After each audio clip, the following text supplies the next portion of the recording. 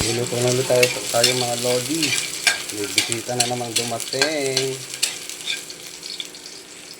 Okay, backbone, saka itong balat ng manok at iprito natin. Yan, dito pinapayal ko palang mantika. I-adobo natin mga lodi.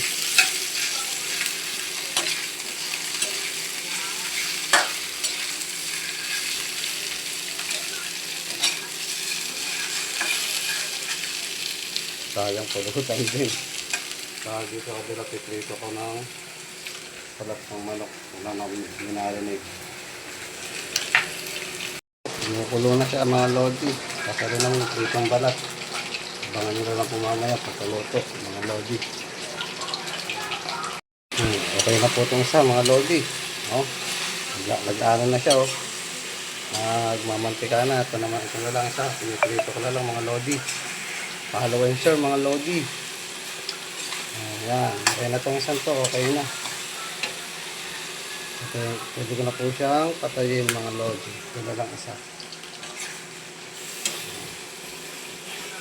That's it na to mga lodi. Hindi na din itong isa. Malapit-lapit na din itong namumula-mula na. Ang balat ng manok mga lodi. Tapos gumawa po ako ng suka.